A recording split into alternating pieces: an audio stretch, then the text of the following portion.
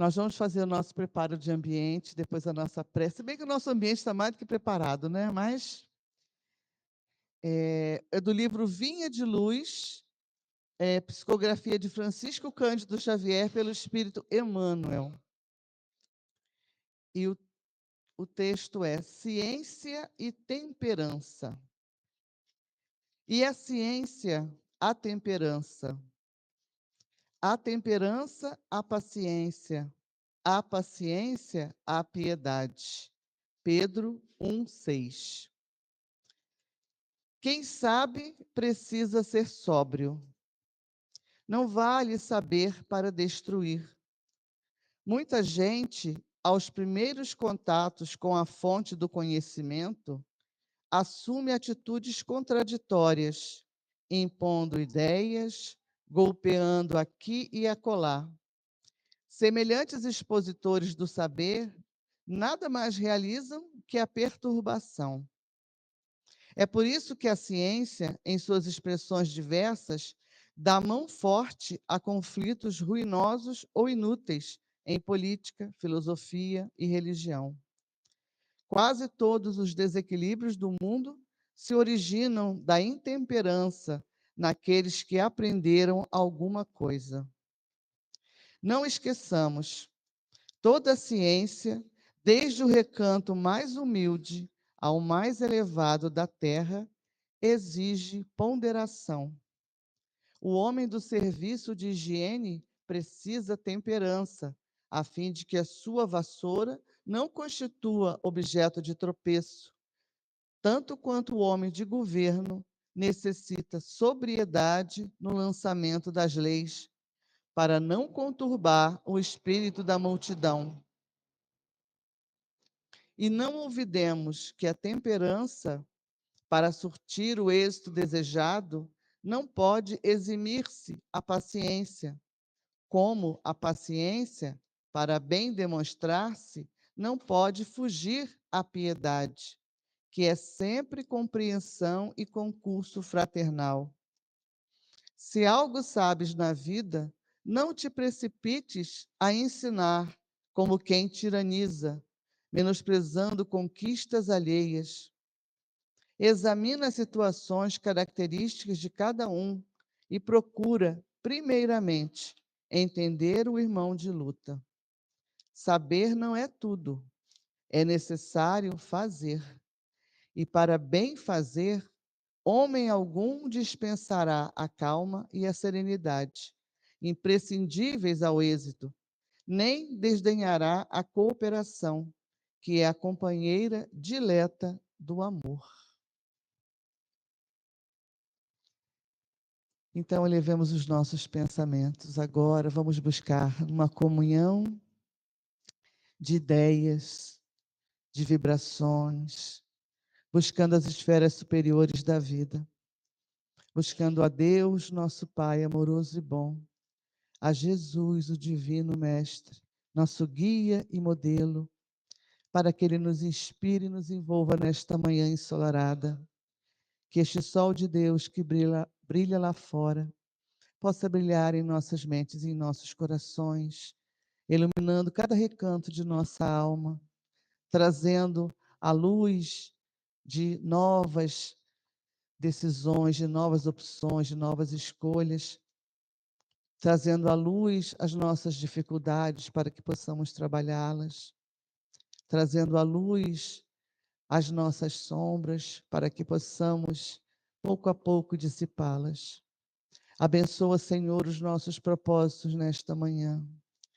Que a nossa irmã, que nos trará o estudo do dia, possa ser envolvida, intuída, abraçada por todos nós em vibrações de amor, para que possamos compartilhar com ela a palavra, a mensagem, a instrução, mas principalmente que possamos compartilhar do banquete espiritual que os benfeitores desta casa nos preparam todos os domingos, em todas as reuniões. Muito obrigado, Senhor, por esta oportunidade bendita. Que assim seja. Graças a Deus.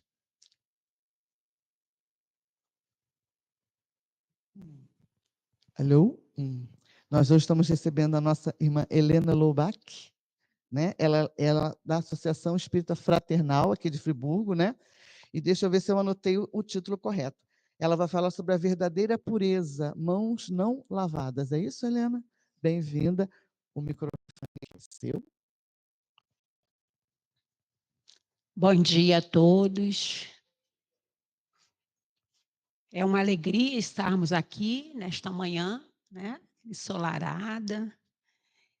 Aqui dentro está frizinho, mas nosso coração está quente, né? E sermos recebidos pela música, né? Pela afetividade, é sempre muito bom.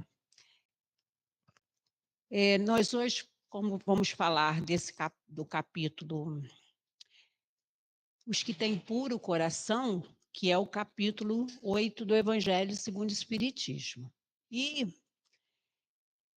é bom a gente fazer uma reflexão, nós vamos falar especificamente do item 8, mas o capítulo, ele fala sobre uma bem-aventurança, né? O título é uma bem-aventurança, que é bem-aventurado os que têm puro coração. O coração representa, no caso, a pureza dos sentimentos. Esse sentimento, ele faz parte do espírito. Então, esse espírito imortal, nós, espírito imortal, nós temos o reino de Deus em nós. Jesus já nos afirmava. Mas esse reino de Deus, ele está para ser construído por cada um de nós, no nosso íntimo. Então, cabe a nós trazer esses sentimentos bons ao nosso íntimo. Cabe a nós fazer florescer no nosso íntimo esses sentimentos, essa pureza de coração. Essa pureza de coração que vai representar os nossos sentimentos. Quem tem puro coração tem bons pensamentos, tem boas vibrações, tem compaixão, tem temperança, como disse o preparo. E o preparo, ele trouxe um ponto muito interessante, quando ele fala que ciência política e religião tem que ser praticada com temperança. Ele quer dizer que essa prática tem que ser alicerçada num coração puro, puro dos sentimentos. É lícito que sejamos políticos, porque viver é um ato político. Nós estamos imersos na política, mas a política não são os políticos. Então, discutir pontos partidários é lícito, porém, devemos fazê-lo com respeito ao outro, porque todos temos o direito de pensar e ter opiniões próprias. E não é porque o companheiro, o irmão, pensa diferente de nós que se torna nosso inimigo. Isso parte do respeito, isso parte do bom coração, dos bons sentimentos. Então, quando Kardec agrupa nesse capítulo 8, quer que afaste um pouquinho, tá bom? Quando Kardec agrupa nesse capítulo 8, bem-aventurados que têm puro coração, ele faz um apanhado de situações que vão nos levar a essa reflexão. Então, olha só, ele começa falando sobre a simplicidade e a pureza de coração, que é justamente isso que a gente falou nessa introdução. Ter simplicidade é se sentir parte da criação, é se sentir uno com Deus, é sentir-se um obreiro, um trabalhador, um seguidor do Mestre Jesus, não superior nem inferior, mas iguais, simples, tolerantes, fraternos, amigos, dispostos a dividir nossa caminhada com amorosidade, sem julgamento. Então, a simplicidade e a pureza de coração, ela reside aí, em estarmos em sintonia com Deus, estarmos em sintonia com a mensagem de Jesus. E qual foi a mensagem de Jesus?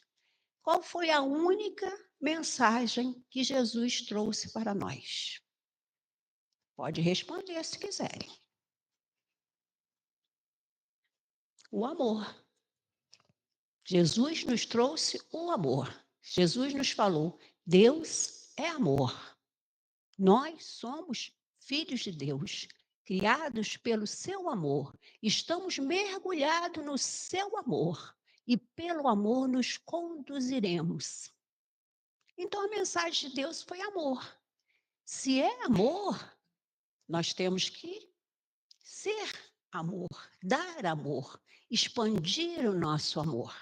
Não apenas com aqueles que pensam como nós, não apenas com aqueles que comungam dos nossos pontos de vista ou que fazem parte da nossa família, mas com todos, inclusive com aqueles que não pensam como nós, que ainda praticam atos de violência, que ainda têm preconceitos, né? Esses precisam do nosso amor. Esses precisam dos nossos sentimentos puros. E aí, no outro item, Kardec desenvolve o pecado por pensamento, adultério. E é interessante a gente fazer uma reflexão rápida sobre esse título, porque o pecado pelo pensamento adultério não quer dizer um adultério homem-mulher. Um adultério de relações, que não precisa ser para só homem e mulher, né? Qualquer tipo de relação interpessoal. O adultério por pensamento não quer dizer isso. Ele quer dizer que não podemos estar nesta manhã linda, aqui nesta casa, falando de Jesus e sairmos do portão e praticarmos outras coisas. Não podemos aqui dentro falar de amor e lá fora não praticarmos esse amor. Então, toda vez que nós não praticamos aquilo que acreditamos, nós estamos adulterando. Então, o pecado por pensamento é isso. Lá no Livro dos Espíritos, a gente tem a informação. Kardec pergunta, pode o ser humano gozar de total liberdade? E a espiritualidade nos responde, pode, por pensamento. Então, o nosso pensamento, ele é livre. Ele é livre. Ninguém sabe o que a gente está pensando. Nós encarnados, né? E nós temos que pensar como encarnados, agir como espirituais, mas estamos no mundo, estamos encarnados, então temos que pensar como encarnados. Quando estamos encarnados, ninguém sabe o que a gente pensa. Nós podemos aqui, a Helena pode estar aqui falando um monte de coisa e meu pensamento não comungar com o que eu estou falando. Não é verdade? Mas, como diz no Livro dos Espíritos, você é livre para pensar, mas você é o escravo do seu pensamento. Então, se nós não trabalharmos esse pensamento, não cultivarmos esses bons sentimentos, nós não estaremos semeando esse reino de Deus que está em nós. Então, estaremos sempre em adultério. E essa introdução, ela foi importante para que a gente entrasse no nosso tema, que é a verdadeira pureza, mãos não lavadas, que é a continuação. Está nesse capítulo 8. Eu vou ler o texto. Diz assim, ó.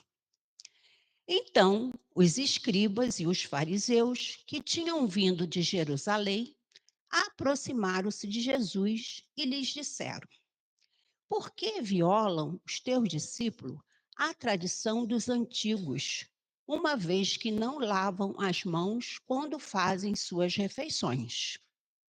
Jesus lhes respondeu: por que violais vós outros o mandamento de Deus para seguir a vossa tradição? Porque Deus pôs esse mandamento: honrai a vosso pai e a vossa mãe.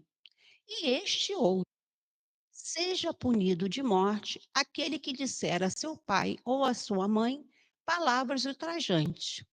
E vós outros, no entanto, dizeis: Aquele que haja dito a seu pai ou a sua mãe: toda oferenda que faço a Deus vos é proveitosa, satisfaz a lei, ainda que depois não honre nem assista seu pai ou a sua mãe. Tornam assim inútil o mandamento de Deus pelas vossas tradições.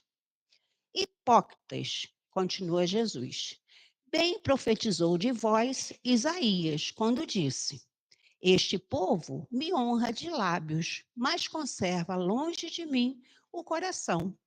É em vão que me honram, ensinando máximas e ordenações humanas. Depois, tendo chamado o povo, disse: escutai e compreendei bem isto. Não é o que entra na boca que macula o homem. O que sai da boca do homem é o que o macula. O que sai da boca procede do coração, e é o que torna impuro o homem. Porquanto do coração é que parte os maus pensamentos, os assassínios, os adultérios, as fornicações, os latrocínios, os falsos testemunhos, as blasfêmias e as maledicências. Essas são as coisas que tornam impuro o homem. O comer sem haver lavado as mãos não é o que torna impuro. Então, aproximando-se dele, disseram-lhe seus discípulos: sabeis que, ouvindo o que acabais de dizer, os fariseus se escandalizaram? Ele, porém, respondeu: arrancada será toda a planta que meu Pai Celestial não plantou. Deixai-os, são cegos que conduzem cegos. Se um cego conduz outro cego, ambos caem no fosso. Isso está em Mateus, capítulo 15, versículos de 1 a 20. Então, aqui, meus irmãos, nós temos 3 palavras de Jesus. Jesus falou para 3 públicos distintos. Primeiro, ele fala para os judeus, depois, ele fala para o povo, e depois ele fala para os discípulos. São 3 falas diferentes e 3 recados, se assim podemos dizer, que Jesus manda de maneiras diferentes, com a amorosidade que lhe era própria, mas com firmeza, levando a reflexão para cada um de nós. Por quê? Em toda a sua passagem, em todo o seu apostolado, em todo o seu ministério, Jesus nunca impôs ideias, nunca impôs conceito nem atitude. Ele trazia um corolário de mensagens, de informações, de conselhos, de roteiros. Mas tudo isso era colocado de maneira que cada um de nós entendesse a mensagem no momento em que nós nos encontrássemos na caminhada evolutiva. Por isso que a mensagem de Jesus é atual até os dias de hoje. Por isso que o que ele está falando aqui se aplica hoje, em 2025. Porque a mensagem trazia esse tesouro oculto, e que cada um de nós ia entender essa mensagem de acordo com a nossa evolução, de acordo com o nosso entendimento, de acordo com a nossa moralidade. Então, quando Jesus fala dos escribas e fariseus, vamos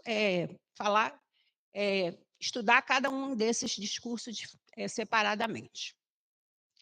Ele fala aqui que que os escribas e os fariseus estavam vindo de Jerusalém. Jerusalém era a capital, a sede política e religiosa do povo judeu. Jerusalém constituía a cidade do poder, um poder que era dividido entre igreja e religião e políticos, né? E o Jerusalém concentrava o templo mor, o templo principal, em que todas as festas importantes, as 3 maiores festas da religião judaica, era comemorada em Jerusalém. Então, o povo, todos tinham que ir para essa capital. Então, o que eu estou reforçando é o quê? A ideia do poder. Ali estava o centro do poder da época de Jesus. Jesus era um revolucionário. Ele trazia ideias contrárias àquelas praticadas pelos judeus. Né? Ele trazia ideias contrárias à lei e à religião judaica. Então, ele era um revolucionário e ele era mal visto por esse povo. Então, Jerusalém, representando a sede do poder, escribas e fariseus eram os seus defensores, os defensores da lei judaica, da lei mosaica. E o povo era um povo sem cultura acadêmica, um povo que não tinha acesso a livros nem informações. Então, o que o escriba fazia? O escriba escrevia as leis de acordo com o que Moisés trouxe, que não era só os 10 mandamentos, 600 e tantas leis, que era o código mosaico. O escriba transcrevia as leis e os fariseus fiscalizavam o povo no cumprimento dessas leis. Só que os escribas, eles adaptavam, ou seja, eles fiscalizavam o cumprimento da lei na população, mas eles faziam as suas adaptações. Eles davam o seu jeitinho judaico, né? Isso é muito longe da nossa época, isso não acontece atualmente, não é verdade? Esse jeitinho não acontece. Então, o que Jesus fala com eles? Hipócritas. E já falavam que vocês eram hipócritas lá no Velho Testamento. Porque essa menção que ele faz aqui, bem profetizou de vós Isaías. Isaías é um profeta que está citado lá no Velho Testamento. Muito antes de Jesus. E ele diz, Isaías já dizia, vocês são hipócritas, porque me honram com a palavra, mas não realizam nada daquilo que vocês fazem. A prática é só verbal, não existe uma prática na ação. Existe só palavras bonitas, fiscalização que não representa o que Deus trouxe como lei, a lei divina e natural. Deus falou, honrai a vosso pai e a vossa mãe. E esse honrai é assistir essas pessoas, independente de ser só materialmente. É uma assistência afetiva, uma assistência amorosa, uma assistência para além do material. É dar não só o material, mas dar de si, sua atenção, seu carinho, sua escuta, sua empatia. É assistir no sentido que aquele idoso vai repetir a mesma história várias vezes e você vai ouvir com atenção e carinho. Mas os judeus o que faziam? Eles davam o dízimo no templo de Jerusalém e se consideravam isentos dessa assistência, tanto material como afetiva. Mas eles cobravam isso do povo, isso estava na sua lei. Então, quando eles falam, por que você e seus discípulos não lavam as mãos antes de se alimentar? Porque era uma prática rigorosa judaica. Os judeus levavam tão a sério o fato de lavar as mãos que eles tinham um ritual muito arraigado nesse sentido, de inclusive interromper a refeição para voltar a retornar e lavar as mãos. Lavar as mãos antes, durante e depois. Eles tinham uma bacia muito especial, que não podia ser de qualquer material, sua fabricação, e essa bacia ficava aos pés da cama, ao lado da cama. E quando eles acordavam, eles faziam, entre as orações, eles faziam também o ritual de lavar as mãos antes de sair né, representando assim, se purificar antes de sair para a vida, para a prática da lida diária. Então, era um ritualístico muito levado a sério pelos judeus, essa questão de lavar as mãos. E aí eles foram desafiar Jesus. Como? Como que vocês não lavam as mãos?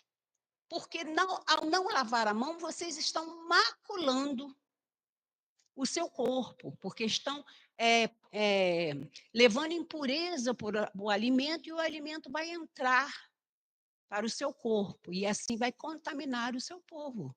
E Jesus fala: vocês são hipócritas, porque o ritual exterior não representa que o interior esteja purificado. Então, Jesus fala com os judeus no sentido de chamar a atenção deles com mais firmeza. E aí, na sequência, ele chama o povo. E é importante nós pensarmos que em várias traduções, o povo também está representado como turba. E é por quê? Por que vocês acham que alguns tradutores representam o povo como turba? Se quiser responder, pode responder. O que a gente lembra quando a gente pensa em turba? Mas o quê? Isso, a multidão desordenada. Está chegando perto. Quem mais? Pode falar, gente. Tem certo ou errado, não. Eu também não sei nada, não. Eu estudei. Oi? Bagunça, confusão, agitação. E quando a gente está nessa situação? Vamos falar agora da nossa experiência. Quando a gente está numa situação de agitação, de confusão, de bagunça, como é que está nosso estado de espírito? Desequilibrado. Nós estamos tumultuados, nós estamos para fora de nós. Mas não existe nada para fora de nós. Tudo está dentro de nós. Por isso que no mundo desencarnado, existe aquelas zonas purgatoriais com confusões, né? Porque quando nós desencarnamos, quando nós perdemos a proteção do corpo físico, nós vamos para uma região que representa o nosso estado íntimo. E se quando o nosso estado íntimo está desequilibrado, nós vamos para um lugar desequilibrado. Não é verdade? Então, quando alguns tradutores falam de turba, é porque o povo, na época judaica, o povo judeu, na época de Jesus, era um povo que estava para fora, um povo que estava agitado, um povo que estava confuso, que estava desprotegido, desorganizado. Tudo isso que nós falamos. Por quê? Primeiro, era um povo que tinha sido despojado de tudo que era seu. Tinha sido conquistados, subjugados, escravizados, muitas vezes violados, vendidos como escravos. Violência física e violência espiritual. Eles tinham sido espoliados de tudo. Eles estavam numa situação realmente para fora deles, porque eles não tinham equilíbrio. Eles não tinham uma direção segura. Quem que dirigia esse povo? Os escribas e os fariseus. Mas nós já vimos que eles eram destituídos de valores morais. Eles eram destituídos de bom sentimento, porque eles estavam apegados a práticas e ritualísticas exteriores. Mas eles não estavam cultivando o coração. Eles não estavam cultivando o seu ser espiritual. Eles não estavam cuidando do seu espírito imortal. Às vezes a gente fala espírito imortal como uma coisa separada de nós, né? Não é. Nós somos o espírito. Eu não sou Helena. Eu sou um espírito imortal que nesta encarnação tenho a personalidade da Helena. Mas eu tenho que cultivar meus valores íntimos. Porque toda a minha caminhada pretérita está em mim. Eu sou isso e tudo que eu já fui. Hoje eu represento toda a minha experiência, toda a minha caminhada. Então, se eu não cultivei bons valores no meu passado espiritual, esses não valores positivos estão em mim. E eu preciso, através do estudo, da reflexão, da mensagem do mestre, reflorir meu caminho. Quando a gente usa a expressão do homem velho, né? Precisamos renovar o homem velho. Não no sentido de apartar esse homem velho de mim e construir um homem novo. Não. No sentido de evangelizar esse homem velho em mim. E no sentido de cultivar em mim bons valores. Porque o que eu sou, eu não posso apagar nem jogar para fora. Eu tenho que evangelizar. Então, quando Jesus se dirige ao povo, esse povo ainda tão agitado e para fora, ele se dirige no sentido de cultive seus valores, reflita sobre a mensagem de Deus. Se Deus é amor, se eu sou filho de Deus, eu também sou amor. Ainda perdido, ainda desviado, mas se eu cultivar, esse amor vai florescer. Tá legal ou tá muito... Tá bom, tá dando para entender, então tá bom. Então, quando Jesus fala com o povo, meus queridos, meus irmãos, meus filhos, meus irmãos, não é ritual externo que vai nos levar a caminho de Deus. É o ritual interno. É lavar o nosso interno, lavar nosso íntimo e nos deixar refletir em nós a luz de Deus. E aí a gente volta a lembrar, nós falamos aqui, Deus é o quê? Amor. Então nós temos que fazer com que esse amor nasça em nós, cresça em nós, e à medida que ele crescer em nós, ele vai transbordar de nós e vai envolver todos que estão à nossa volta, encarnados e desencarnados, principalmente os desencarnados. Então Jesus fala, não é o que entra na boca que vai macular nosso corpo, não é, é o que sai. Porque o que sai fala de nós. Aí vamos fazer uma comparação. Quando a gente abraça um irmão, quando eu cheguei aqui, abracei essa irmã, abracei Cláudia. O que nós fizemos nessa hora? Nós trocamos energias. Se a minha energia não for boa, nossa irmã sentiu. Se a minha energia não for boa, Cláudia sentiu. Da mesma forma, a recíproca é verdadeira. Então, quando a gente cultiva o nosso solo íntimo, nós cultivamos o nosso espírito imortal e nós transbordamos de nós, que é o que acontecia com Jesus. O Severino Celestino, que é um escritor, estudioso, lá do Nordeste, já escreveu alguns livros bem bacanas, ele falou numa palestra que eu assisti, que ele esteve há pouco tempo visitando as cidades por onde Jesus passou. E que ele sentiu a energia do Mestre ainda, 2025, nesses lugares. Por quê?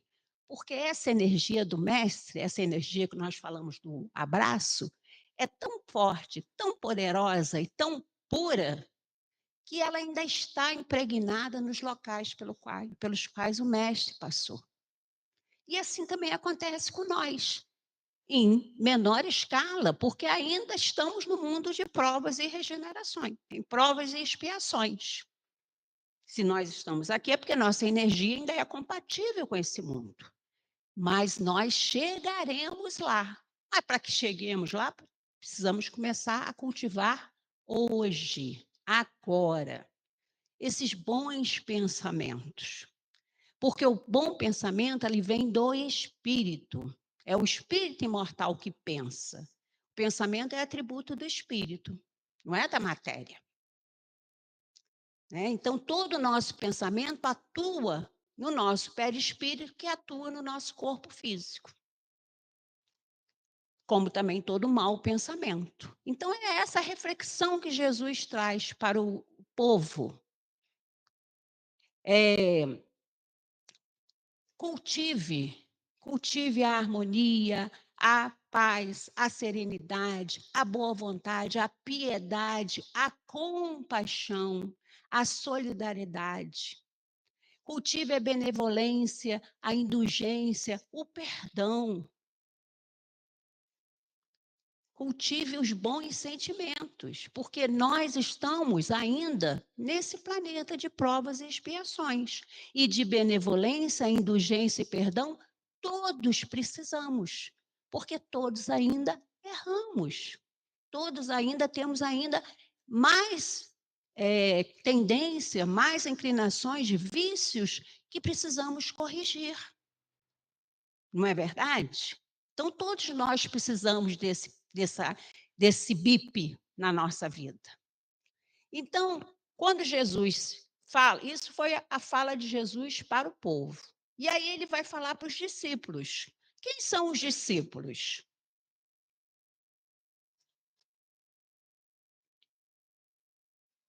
Somos nós, né? Que já conhecemos a mensagem do Mestre, mas ainda não a vivemos em plenitude. Não é verdade? E aí ele fala assim, os discípulos falam, mestre, eles se escandalizaram com a sua informação de que não é necessário lavar as mãos. Aí aqui é importante, nós pensarmos o seguinte, Jesus não estava dizendo que a gente não precisa fazer práticas de higiene, não. Né?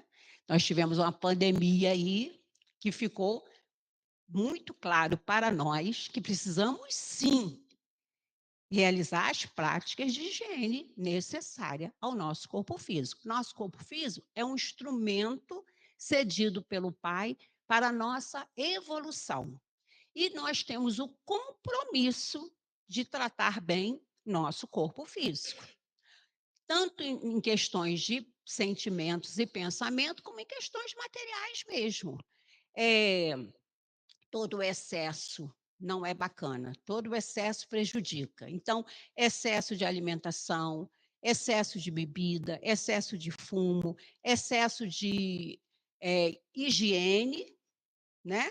E falta. Todo excesso para o bem, para o mais ou para menos, não é bacana. Então, a gente precisa ter o equilíbrio. Emmanuel já nos dizia, equilíbrio, equilíbrio, equilíbrio. Então, sim, precisamos ter essa higiene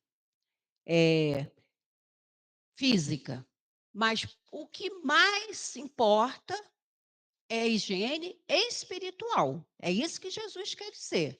Que não adianta nós sermos apegados à prática exteriores, à higiene do corpo físico exteriormente, se nós não higienizarmos o nosso corpo espiritual.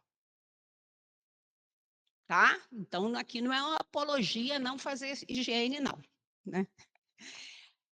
Quando ele fala para os discípulos, ele já fala no sentido de aprendizado, né? De orientação. Sempre quando o mestre fala com o seu discípulo. É a mesma coisa professor com aluno, o evangelizador com evangelizando.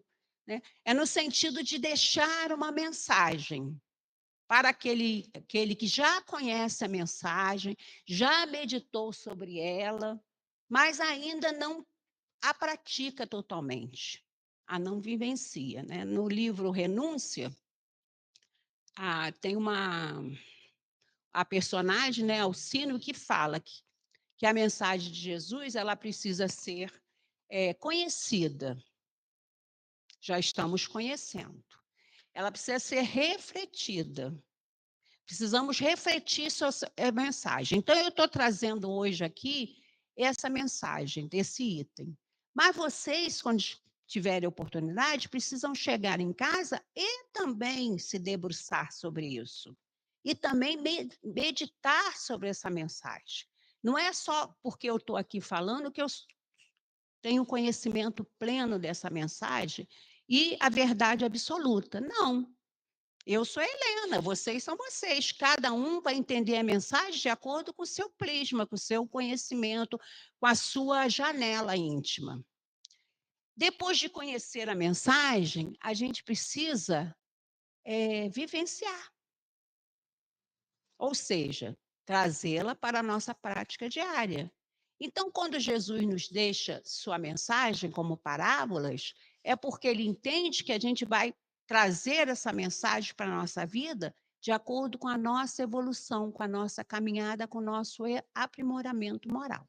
Então, ele diz para os discípulos, não se importem, que eles não entenderam ainda, mas eles vão entender em algum momento da caminhada deles. Porque toda planta que não foi plantada pelo meu pai será arrancada. Ele quer dizer com isso que tudo que é da matéria, tudo que é prática, ritual exterior, vai ficar aqui, na matéria. Nós não levamos nada. Nós não levamos nem o corpo que Deus nos empresta para instrumento de evolução. Nós não levamos a nossa casa, nossa conta bancária, nossa opinião política, os inimigos que fizemos por conta dela. Nós não levamos a casa, o carro, as roupas, a bacia para lavar, lavamos as nossas mãos. Nós não levamos nada. Fica tudo aqui, na matéria. Porque toda planta que não foi plantada pelo Pai será arrancada. Qual foi a planta que o Pai plantou em nós? O amor. E é isso que vamos levar. O que fizemos da nossa vida, o amor que demos, a escuta que partilhamos, o abraço, a troca de energia, as boas ações que conseguimos desenvolver, o amor ao próximo. É isso que nós vamos levar. E é nesse prisma que seremos reconhecidos, tanto por aqueles que ofendemos, como por aqueles que conseguimos praticar boas ações, conseguimos plantar bons sentimentos, estabelecer uma relação de amizade. É por isso que seremos conhecidos no mundo espiritual. Né? O perispírito, ele tem cor, tem cheiro e tem peso. E o cheiro, o peso e a cor vai depender de nós pintá-lo. Né? Então, ele diz, deixa. São cegos que conduzem cegos. E o cego que conduz o cego, o que acontece? Ambos caem no fosso.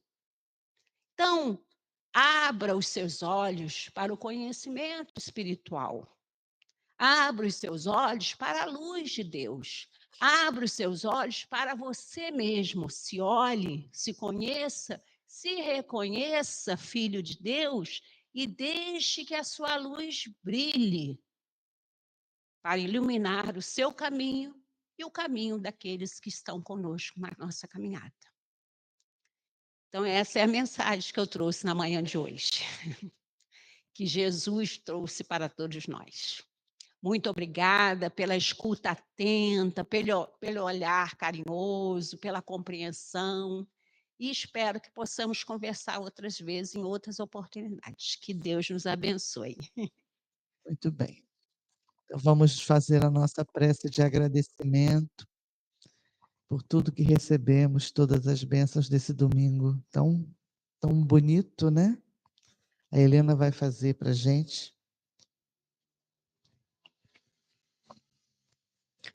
Divino Mestre Jesus, pastor de nossas almas, amigos espirituais, mentor espiritual desta casa espírita, amor e perdão, mas sobretudo a Deus, nosso Pai de amor e bondade, elevamos os nossos pensamentos a Ti, Pai amado, num pleito de agradecimento por todas as bênçãos recebidas, pela oportunidade de estarmos aqui nesta manhã para refletirmos sobre a mensagem do Mestre Jesus, para que ela possa fazer sentido em nossa vida, evangelizar o espírito imortal, para que assim estejamos dispostos a pegar a nossa cruz e caminhar com Jesus, exemplificando os seus ensinamentos em nós.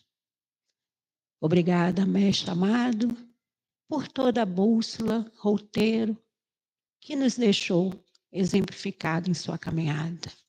Obrigada ao Pai misericordioso que nos dá tantas oportunidades e que espera por nós, de braços abertos, pronto a nos dar a sua herança, representada pelo anel, pela túnica e pela sandália do filho pródigo. Obrigada, muito obrigada pela oportunidade. E rogamos a Ti, Pai amado, que ao sairmos daqui, possamos vivenciar a mensagem de amor, de esperança, de consolação e compaixão, e sermos a luz do mundo, o sal da terra, fazendo a diferença aonde estamos colocados. Muito obrigada, seja conosco, hoje, agora e sempre. Que assim seja, graças a Deus.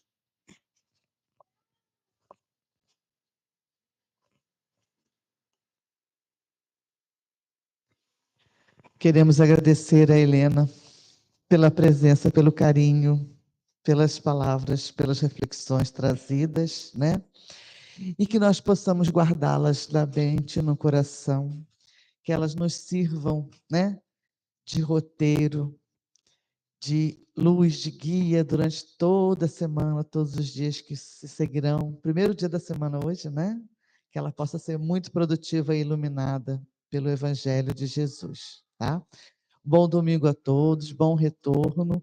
Vamos pegar um solzinho para nos aquecer agora, né? E fique com Deus.